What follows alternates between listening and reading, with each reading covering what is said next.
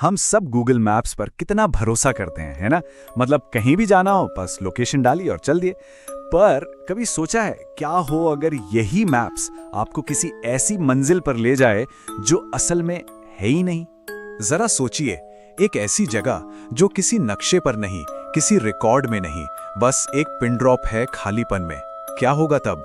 तो चलिए आपको ले चलते हैं एक ऐसी ही रात में। कहानी है एक आखिरी डिलीवरी की, या यूं कहें एक ऐसे अनजान सफर की शुरुआत की जहां से वापसी का रास्ता मैप पर नहीं था। तो इस कहानी का किरदार है एक फूड डिलीवरी बॉय, वही जो देर रात तक हमारे लिए खाना पहुंचाते हैं। दिन भर की भागदौड़ के बाद वो बस अपनी रात की शिफ्ट खत्म करने ही वाला था। टाइम हो रहा था रात के लगभग 11:50। सड़कें सुनसान होने लगी थी, शहर की रफ्तार धीमी पड़ रही थी, सब सोने की तैयारी में थे। और ठीक तभी उसके फोन पर एक पिंग आया, एक नोटिफिकेशन।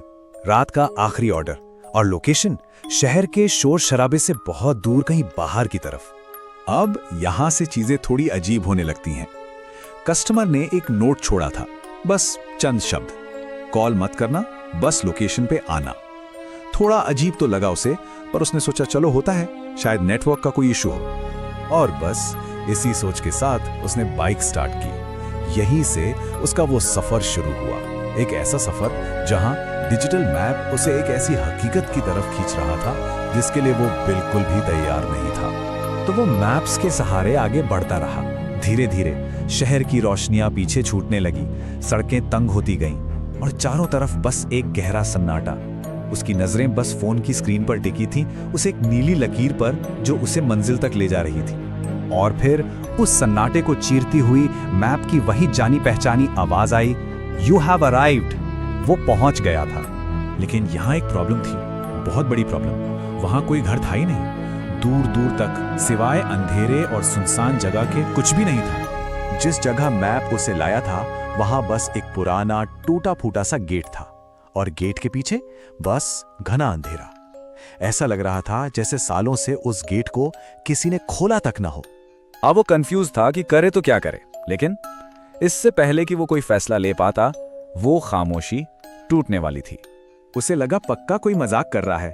उसने सोचा छोड़ो, ऑर्डर कैंसिल करता हूं। और जैसे ही उसने कैंसिल बटन पे उंगली रखी, उसका फोन बजने लगा।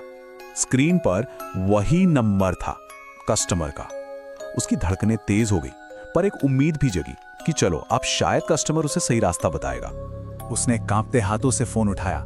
दूसरी तरफ से कोई हेलो नहीं, कोई कौन नहीं, बस एक बहुत ही धीमी सरगोशी करती हुई आवाज, जैसे कोई कान में फुसफुसा रहा हो, अंदर आ जाओ। और फोन कट गया। अब सोचिए उसकी हालत।